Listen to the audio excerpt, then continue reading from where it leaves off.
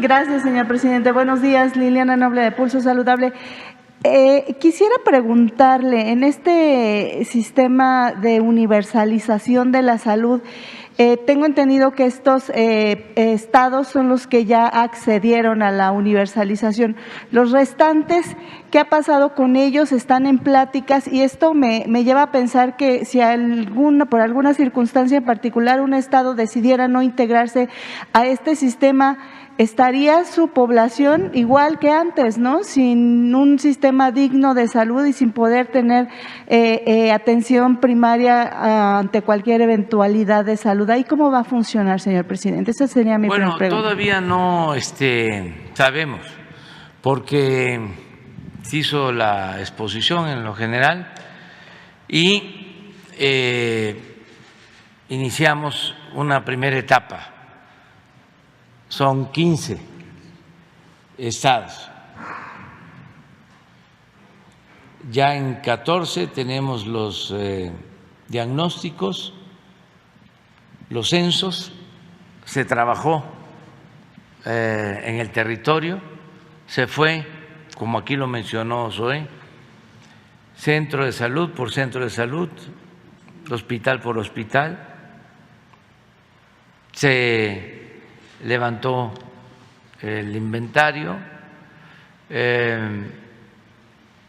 participó un equipo y a partir de ahí ya se está trabajando donde se tiene ese diagnóstico, que ya sabemos cuántos médicos faltan, cuántos especialistas, cuántos equipos, qué tipo de equipos, cómo están las instalaciones de los centros de salud, de los hospitales, cómo está el abasto de medicamentos, en fin, todo.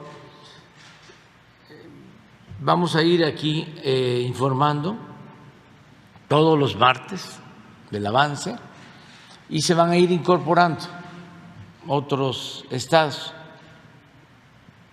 Nos hemos propuesto tener el sistema de salud funcionando de manera óptima para el primer trimestre del año próximo. Estos 15 desde este año, en 4 o 5 meses más ya vamos a poder decir, están todos los médicos, se atiende a los pacientes en todos los turnos, fines de semana, no faltan las medicinas, ya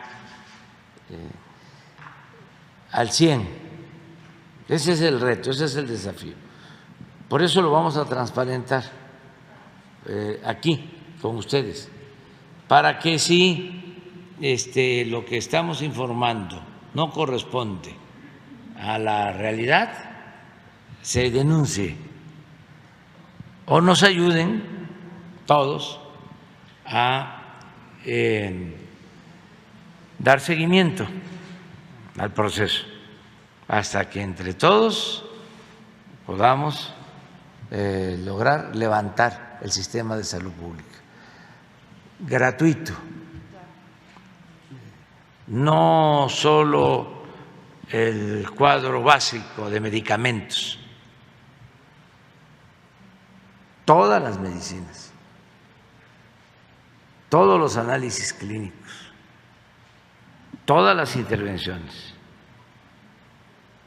Es garantizar el derecho a la salud, que no es, como lo hemos dicho en otras ocasiones, un privilegio,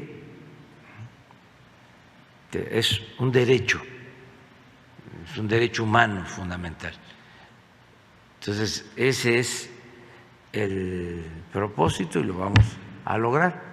Tenemos los recursos, como no hay corrupción, yo esto lo dije desde hace mucho tiempo, que tenían la hipótesis de que si acabábamos con la corrupción, en este caso en el sector salud, con el mismo presupuesto nos alcanzaba para garantizar atención médica y medicamentos gratuitos a toda la población, porque era muchísimo lo que se robaba. Era un saqueo desmedido, sin límites. Y por eso no estamos pensando que de dónde vamos a sacar los recursos o cómo vamos a financiar el que la salud se ofrezca a la población como un derecho y que sea universal y gratuita. Lo podemos hacer. Es demostrar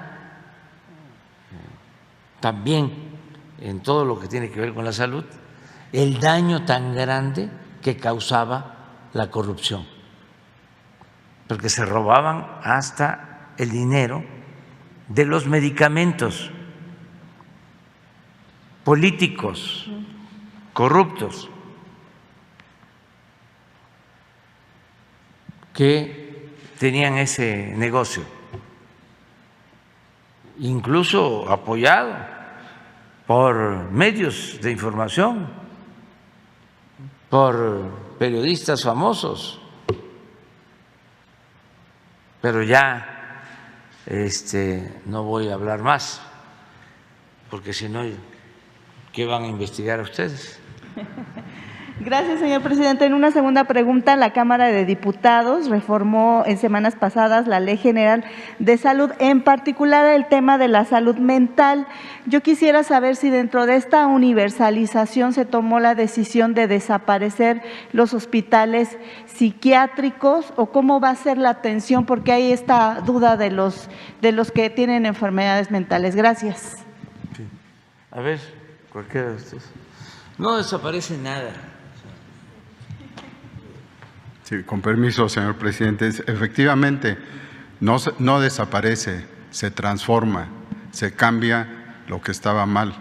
Y primero que todo, la salud mental se elevó notablemente con la pandemia, porque afectó a toda la población. Afortunadamente va saliendo de ello. Y lo que es la reestructuración del sistema de salud, en particular de la salud mental, va ligada a muchos aspectos, está engranada, por ejemplo, con la juventud, notoriamente, y desde luego por el camino equivocado de las drogas y en consecuencia de la paz de nuestro país, cuando a la población se le abandonó, a la población joven, a los jóvenes en todo sentido, en la formación y desde luego en la atención. Entonces, el punto que han sacado y concreto su pregunta sobre los hospitales psiquiátricos es un camino que en todos lados, en todo el mundo se está tomando. Nosotros no lo hacemos por imitación, sino por convicción de que aquí en nuestro país también no tenemos todavía los lugares donde se atiende en forma con derechos y desde luego con una atención humanista a la gente que tiene problemas en su conducta. Desde luego que esto es transversal, lo hemos señalado, se han hecho varias sesiones, vamos a tener una amplia de difusión próximamente sobre este tema y los hospitales van a seguir, todos estos hospitales de segundo nivel que se tienen en lo que se ha mencionado, van a tener consulta de psicología y de psiquiatría con especialistas también específicos para ese manejo diferente. Habrá lugares donde se tiene que tener al ser humano, porque no todos son pacientes, sino son seres humanos todos, donde se tiene que dar un seguimiento diario y desde luego inclusive en algunos momentos de hospitalización, pero no es lo mismo en un hospital general que en un hospital donde nada más se atiende el aspecto psiquiátrico. La experiencia nos señala que si un paciente con las enfermedades que tenemos, desafortunadamente las enfermedades crónicas, diabetes, hipertensión, daño renal, etcétera, y tiene una afección de su comportamiento, una afección por ansiedad, por una situación psiquiátrica, se requiere tratar esos problemas que inclusive ayudan en forma negativa a que la enfermedad de estos pacientes que han sido abandonados, estos seres humanos, no salgan adelante. Y en esta forma, en forma integral, como debe ser la salud, vamos a tener en cada uno de los hospitales camas que tengan esa atención. Y así se va quitando el estigma y la situación de los jóvenes en particular. Muchas gracias. Gracias, doctor Alcocer. Y finalmente, señor presidente, ahora en su gira a estos países centroamericanos, ¿existe la posibilidad o ha habido algún interés de parte de Guatemala, Belice, El Salvador, no sé, de extender esta vía del Tren Maya y así comunicar a estos países de la región? Gracias.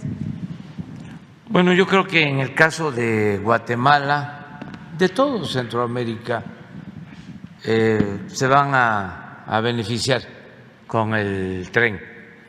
En el caso de Guatemala, se va a modernizar la vía férrea y van a haber trenes nuevos de el Istmo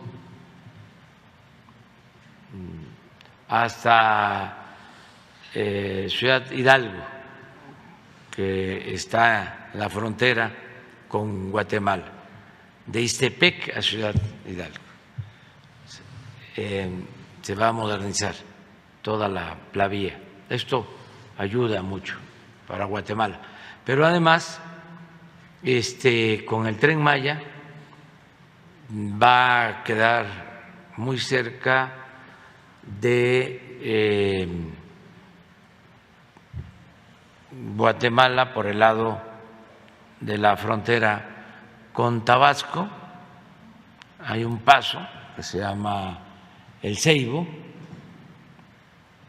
es un paso fronterizo que está pues a 1 hora o menos de Tenosique, Tabasco, que va a haber una estación del Tren Maya.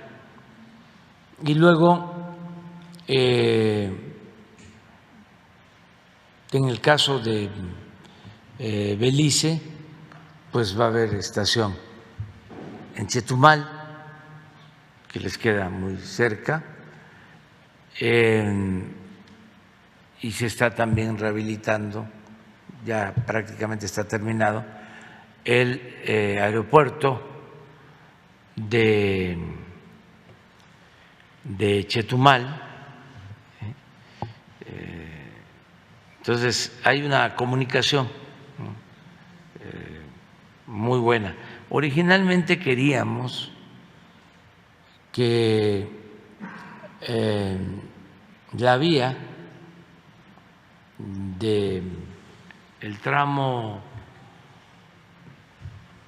1 que sale de Palenque hasta Escárcega y del tramo 7 de Escárcega hasta Calakmul buscara la línea fronteriza. A ver si pones un mapa, que es interesante.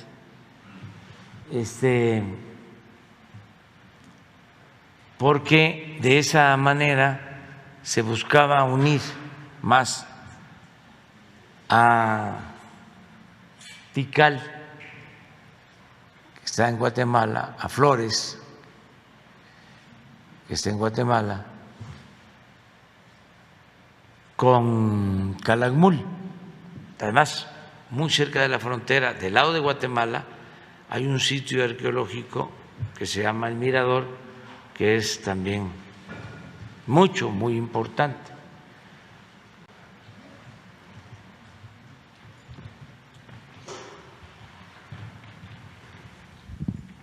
Esta es la ruta del tren, es Palenque, aquí está lo que les comentaba, Tenosique, y aquí está una estación, El Triunfo, porque muy cerca de aquí aquí así, está una zona arqueológica que se llama El Tigre, es muy importante, en el río Candelaria. Acuérdense que el tren es para comunicar las antiguas ciudades mayas y las nuevas ciudades del sureste. Entonces, lo que buscábamos, lo que pensamos es, a ver, de aquí, en vez de ir a Escárcega, esta es la raya que divide Guatemala con México, esta.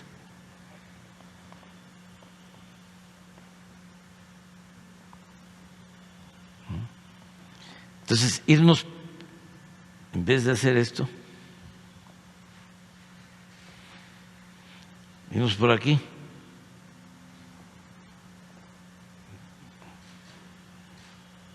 Por la frontera, porque Calakmul está aquí.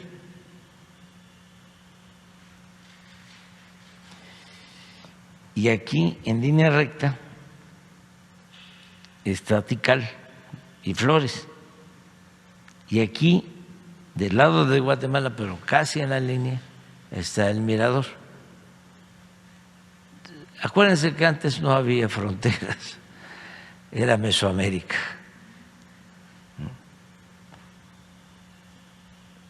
Esto ayudaba porque pues, es una línea recta y se tenía el derecho de vía por la frontera, pero resulta que aun cuando esto ya está resuelto en todas las instancias internacionales, porque en el tiempo de Porfirio Díaz hubo una confrontación por los límites, estuvo a punto de declararse una guerra entre México y Guatemala.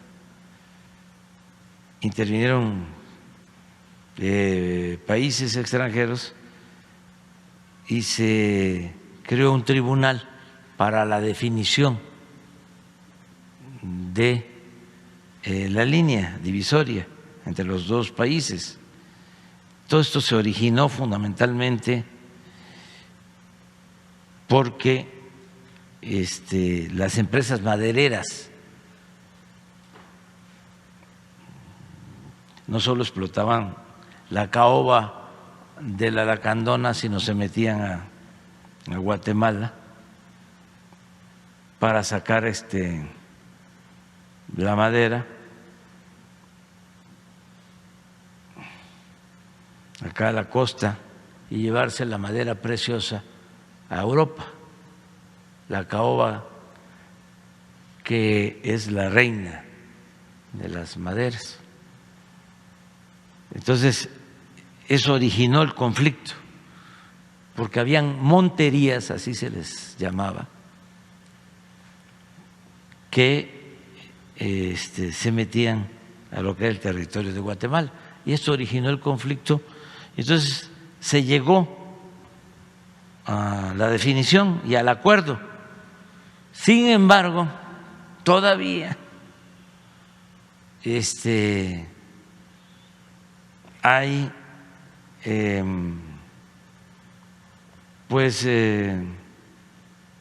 alguna reclamación sobre frontera. Cuando esto ya está definido, hay mojoneras, se limpia por el ejército guatemalteco, por el ejército mexicano. Entonces,